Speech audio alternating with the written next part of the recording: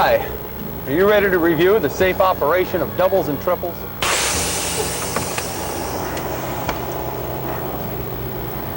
My name is Lou Grell. I'm a professional driver and trainer. I'll be your instructor today. My goal is to help you prepare for the CDL doubles and triples test.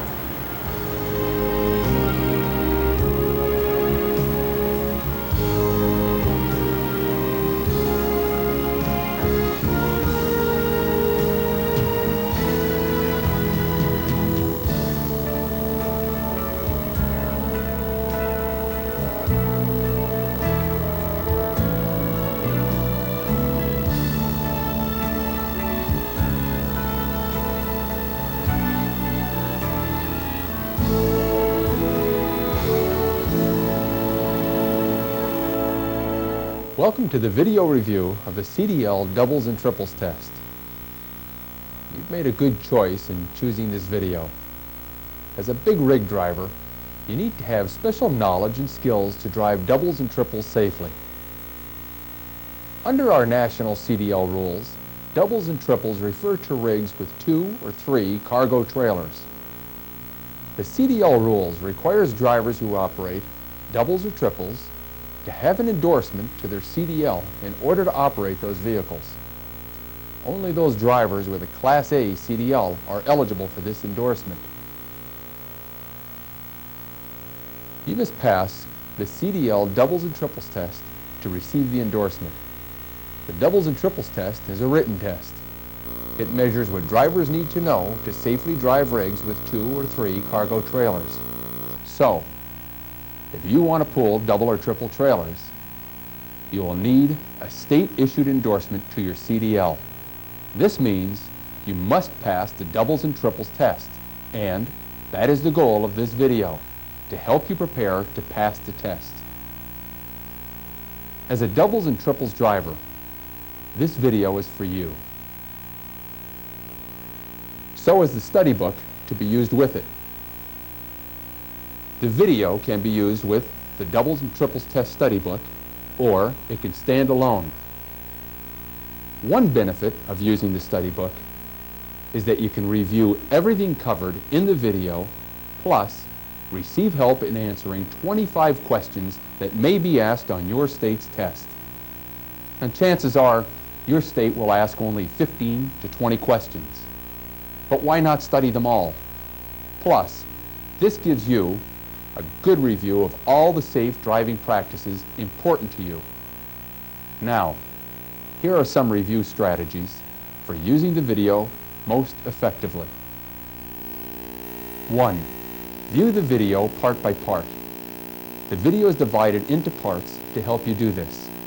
Don't try to cover too much in one session. 2. Work along with me. 3. Read each question and its 3 answer choices carefully.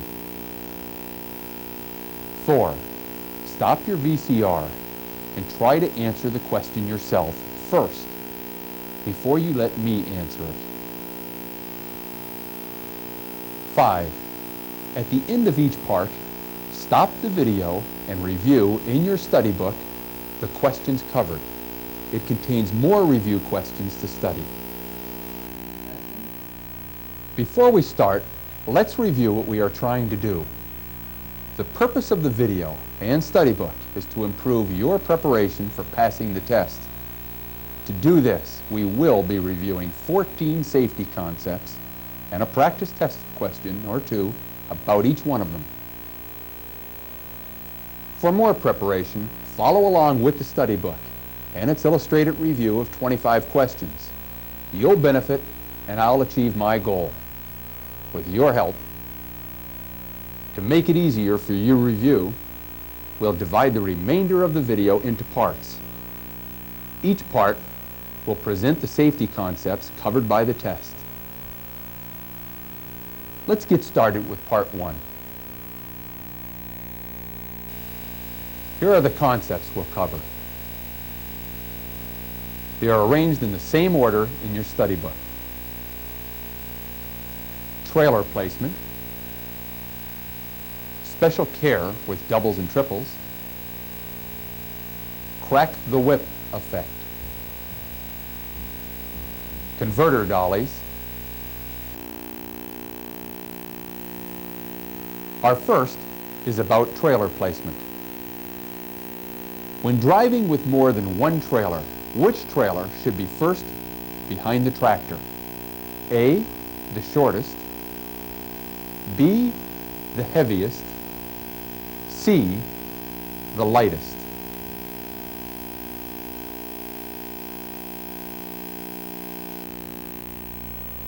Easy question? If you know the right answer, it is. Answer B, the heaviest trailer is the best choice.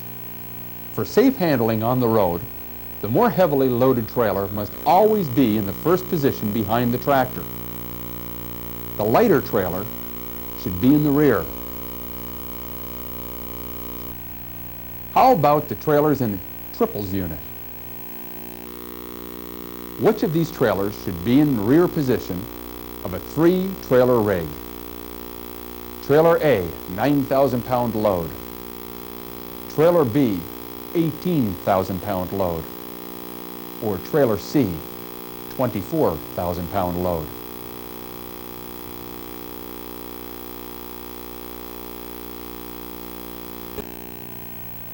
Trailer A is the best answer. The lightest, 9,000-pound load trailer, should be in the rear position. The 18,000-pound trailer should be in the middle position. And the heaviest, or the 24,000-pound trailer, should be first. This drawing shows how these 3 trailers should be placed. The next question is about special care to be taken with doubles and triples. Driving a truck with double or triple trailers requires a driver to A, allow more following distance than for smaller vehicles, B, use special care in bad weather and mountain conditions, C, do both of these things.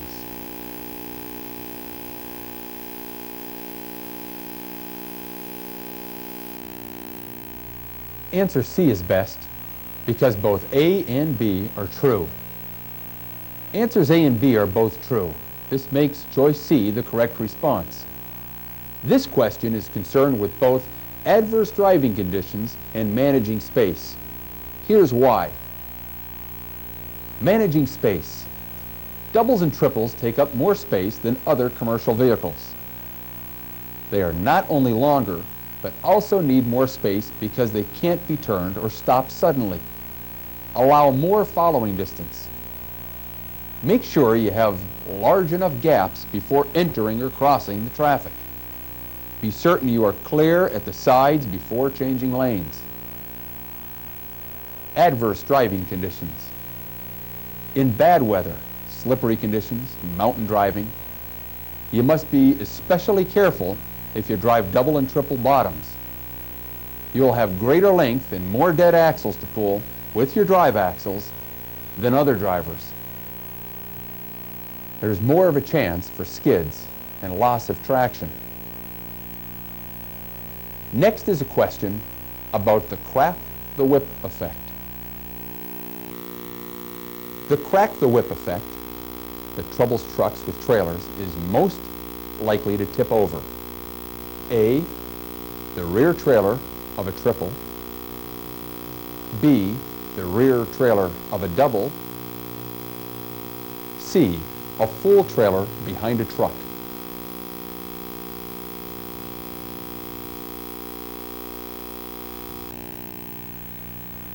Answer A is the best choice here. Trucks with trailers have a dangerous crack the whip effect. When you make a quick lane change, the crack the whip effect can turn the trailer over. Studies show that the rear trailer of the triple is 3 1/2 times as likely to turn over as the tractor. The rear trailer of a double is twice as likely to turn over. The trailer behind a straight truck is about 1 3/4 times as likely to turn over. Here is a follow-up question. It's about quick steering moves. Which of these statements about quick steering movements in doubles, triples is true? A, doubles, triples flip over from quick steering moves more easily than mini vehicles. B, you should apply the brakes at the same time as you apply quick steering movements. Or C, counter steering is easier with doubles, triples than most other vehicles.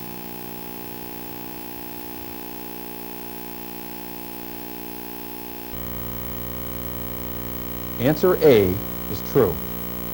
A quick steering move can flip a trailer.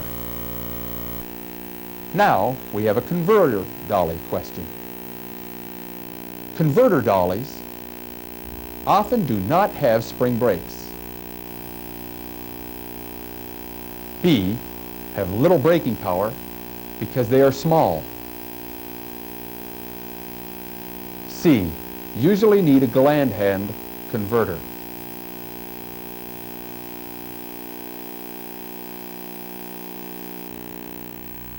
A is the correct answer. Converter dollies and trailers built before 1975 may not have spring brakes. Does the rig you drive have a converter dolly? Does it have spring brakes? Remember, when uncoupling a rear trailer, chock the wheels if it does not have spring brakes. This ends part 1 of our review.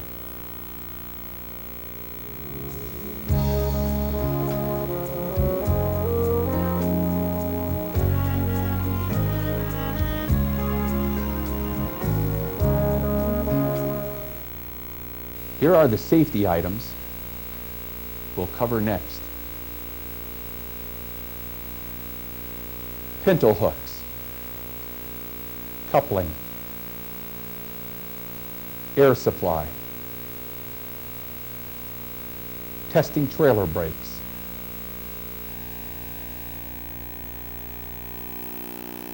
Let's start with a pintle hook question. What is likely to happen if the pintle hook is unlocked with the dolly still under the second trailer? A, the air lines will rupture. B, the dolly tow bar may fly up. C, nothing will happen unless the rig rolls forward.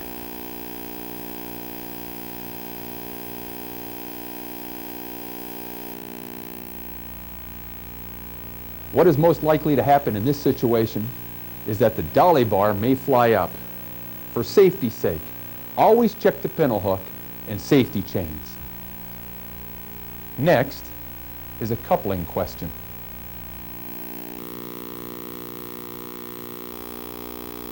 If you want to couple a second trailer to your combination vehicle, secure it by using A, the trailer spring brakes and/or emergency brakes,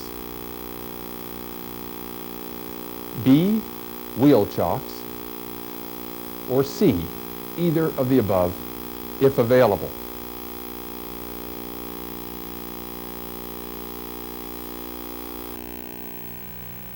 Answer C is the best choice here. When coupling, make sure the trailer wheels are chocked or the spring brakes are on. Always chock the trailer wheels if the trailer does not have spring brakes, or if you are not sure that it does. This question is quite often missed, so let's try a similar question just for a little more practice. You want to hook your combination to a second trailer that has no spring brakes. To do this without wheel chocks, you should A, supply air to the trailer air system with the tractor, and then disconnect the emergency line. B, make sure that the trailer will roll freely when coupling. C, hook the trailer's electrical cord to a portable generator for more braking power.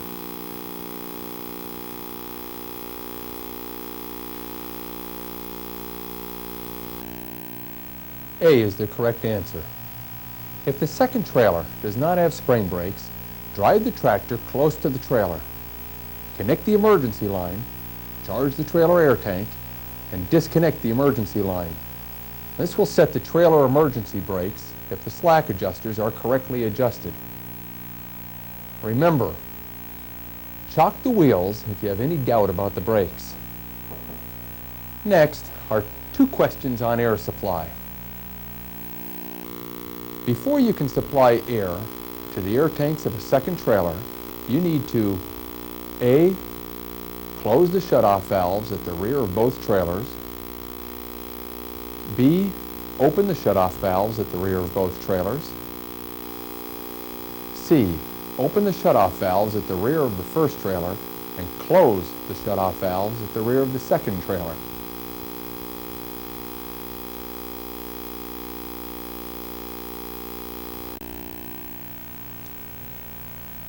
C is the correct answer. Shutoff valves are used in the service and supply air lines at the back of the trailers that tow each of the other trailers. These valves permit closing off the air lines when another trailer is not being towed. Check to see that all shutoff valves, except the ones at the back of the last trailer, are in the open position. Those in the back of the last trailer must be closed. How can you be sure you supplied air to a second trailer? A. Go to the rear of the second trailer and open the emergency line shutoff. B. Watch for a drop of 30 pounds per square inch on the air gauge for each trailer. C. Apply the hand valve at 10 miles per hour. You should stop in the same distance as a truck with one trailer at 5 miles per hour.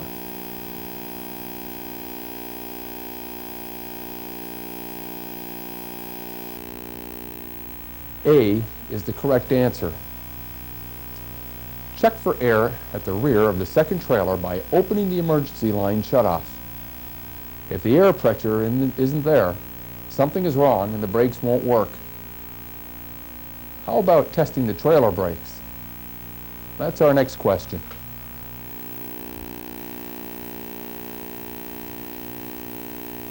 With the hand valve on, you should test the trailer brakes by opening the service line valve at the rear of the rig. When you do this, you should hear A. The emergency line valve open and release air. B. The service brakes slowly move to the fully applied position. C. Air escape from the open valve.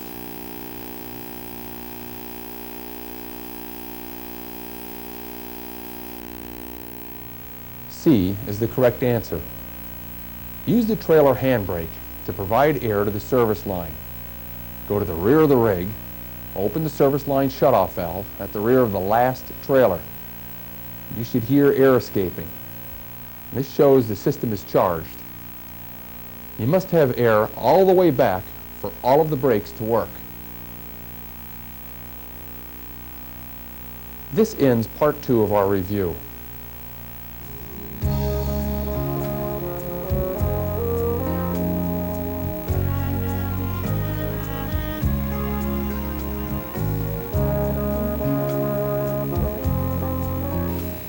Part 3 reviews questions on vehicle inspection,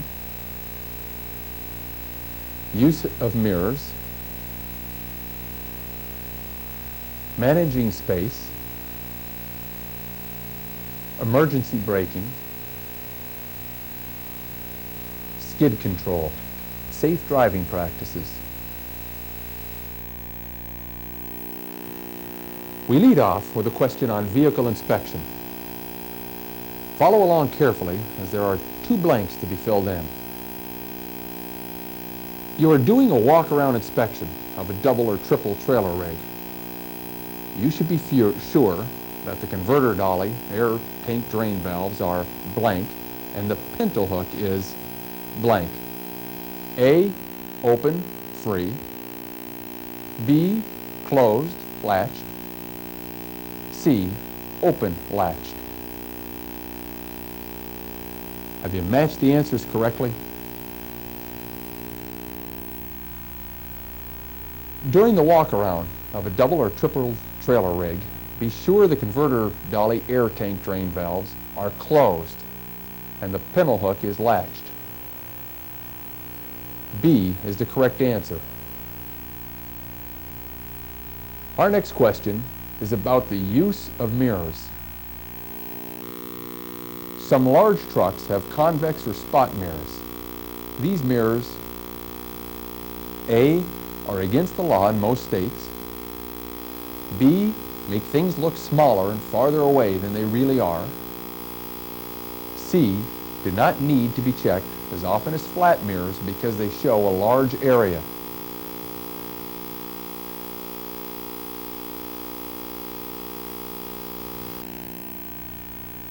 B is the correct answer. Many large vehicles have curved, convex mirrors. These mirrors, also known as fisheye, spot, or bug-eye mirrors, show a wider area than flat mirrors.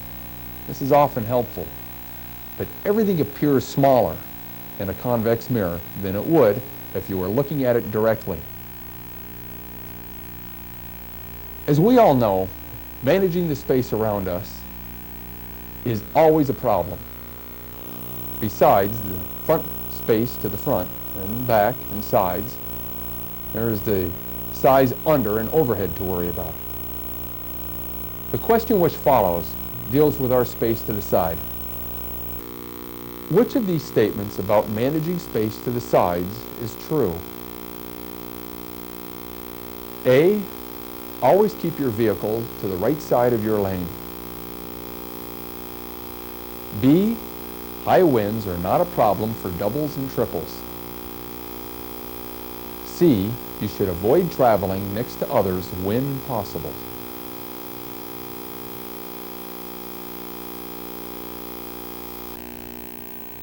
Of course, answer C is correct here. This CDL question recognizes that commercial vehicles are often wide and take up most of a lane. Safe drivers will manage what little space they have. We do this by keeping our vehicle in the center of our lane, and we avoid driving next to others. We need to keep our vehicle centered in the lane to keep safe clearance on both sides. With a wide vehicle, there is little room to spare. There are two dangers in traveling next to others. Another driver may change lanes suddenly. You may be trapped when you need to change lanes.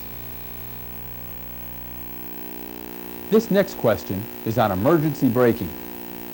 You're driving your double trailers and must use your brakes to avoid a crash. Before emergency braking, you should A, push the brake pedal as hard as you can and hold it there. B, use controlled or stab braking. C, use only the trailer brakes.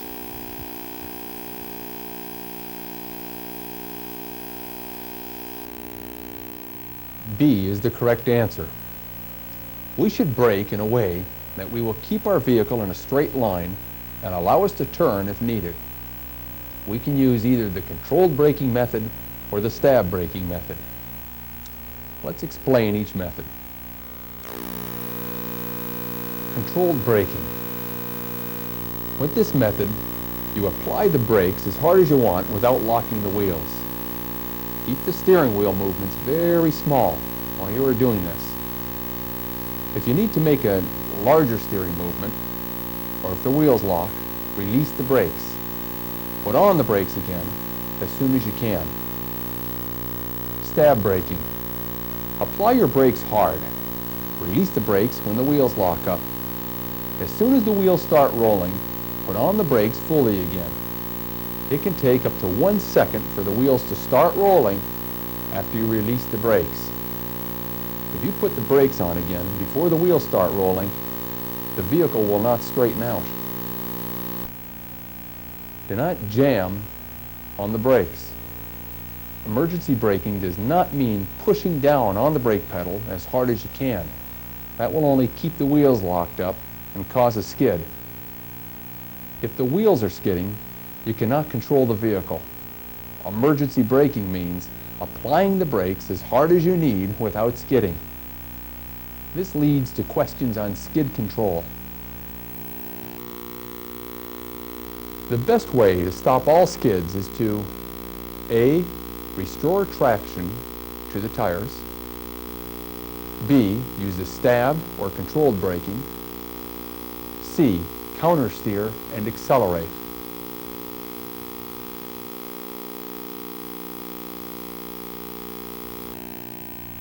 Answer A is correct. A skid happens when the tires lose their grip on the road. Braking too hard can lock up the wheels, causing you to skid. Skids can also occur by using the speed retarder when the road is slippery. Turning the wheels more sharply than the vehicle can turn is another cause. The best way to stop all skids is to restore traction so your tires can grip the road. Supplying too much power to drive the wheels will cause them to spin and lose their grip or traction. Driving too fast for the road conditions causes the most serious skids. Here's another question. You are driving a set of doubles and a set of trailer wheels goes into a skid. Which of these is most likely to occur? A. The rig will continue moving in a straight line no matter how much the steering wheel is turned. B. The rig will stay in a straight line but slide sideways. C. You will have a trailer jackknife.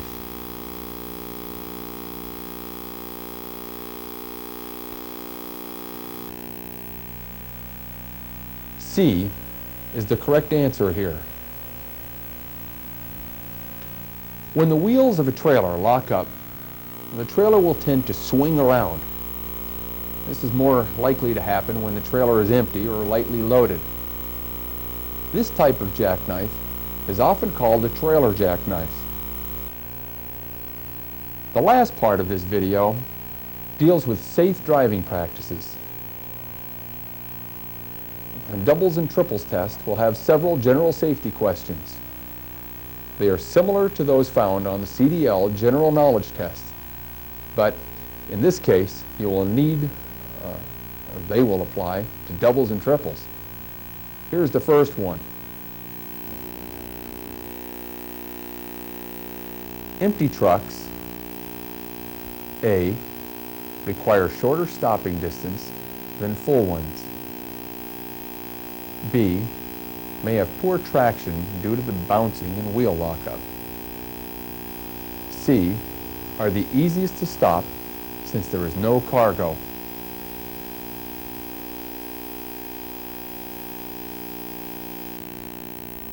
Answer B is the best choice.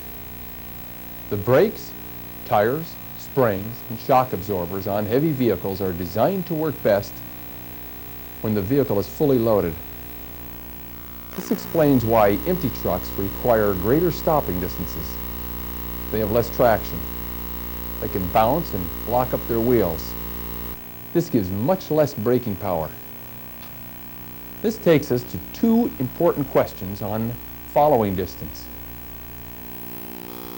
You are driving a 100-foot truck with a doubles trailers at 30 miles per hour. The road is dry and visibility is good. You should keep at least blank seconds of space ahead of you. A, 9, B, 10, or C, 11.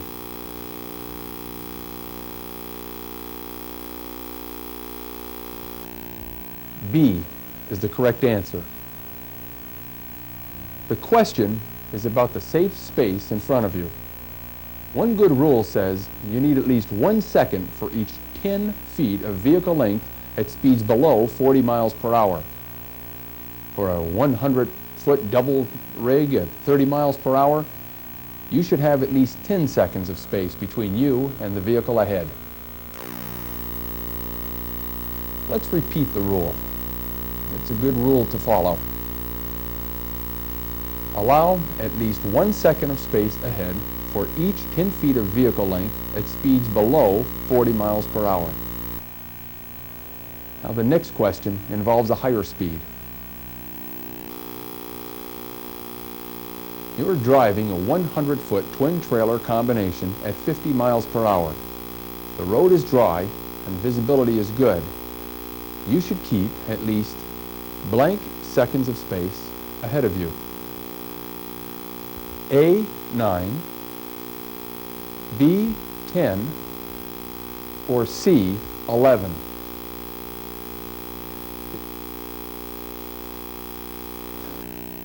The two key points are the length of the unit and the speed over 40 miles per hour.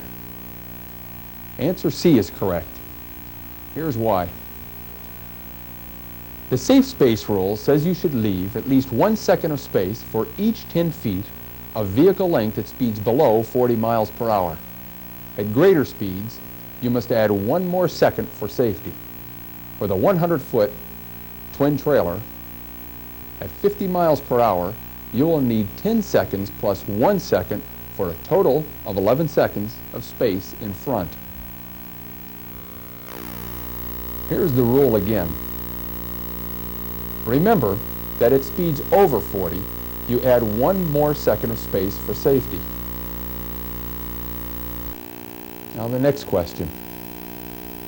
Which of these is not a good thing to do when driving on slippery roads? A, use the engine brake or speed retarder. B, keep other traffic out of your side space. C, use a light touch on the accelerator and brake pedals.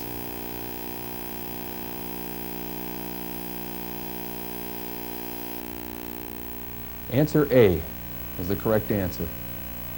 Some vehicles have retarders. Retarders help slow a vehicle, reducing the need to use the brakes. They reduce brake wear and give you another way to slow down. There are many types of retarders: exhaust, engine, hydraulic, or electric. All retarders can be turned on or off by the driver. On some vehicles, the retarding power can be adjusted. When turned on, retarders apply their braking power to the drive wheels only when you let up on the gas or fuel pedal all the way. However, there is a safety factor to remember. When your drive wheels have poor traction, the retarder may cause them to skid. Turn them off when the road is wet, icy, or snow-covered. Here is our last review question. You wish to turn right from one two-lane, two-way street to another. The truck is too long to turn without swinging wide. You should turn like it shows in Figure A, Figure B, or Figure C.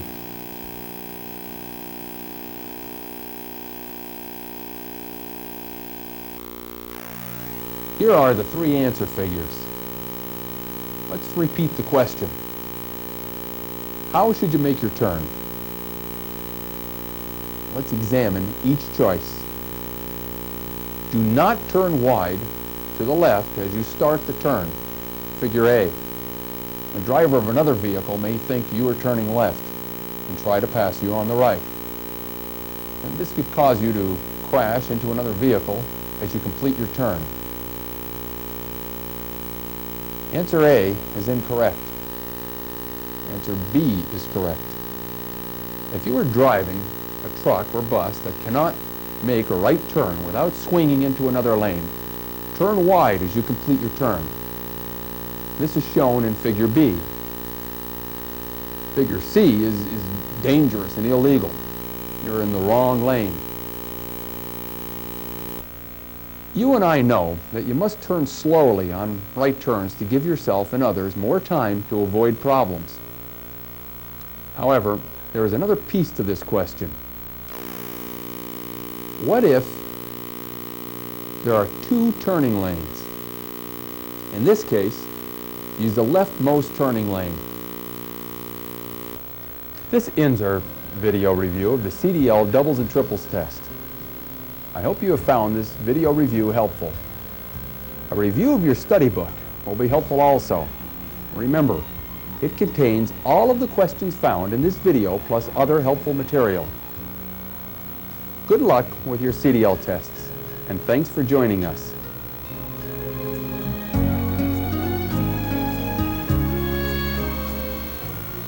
I'm Ed Keniston, President of the Professional Truck Driver Institute of America. The Institute works to advance professionalism among the nation's truck and commercial vehicle drivers. This video is a good example of the special training required of professional drivers. If you are one of America's 6 million commercial drivers, we salute you and wish you success in your CDL preparation. We also salute the following individuals and organizations whose technical expertise and assistance made this video possible and who, like us, recognize the importance of our nation's commercial vehicle drivers.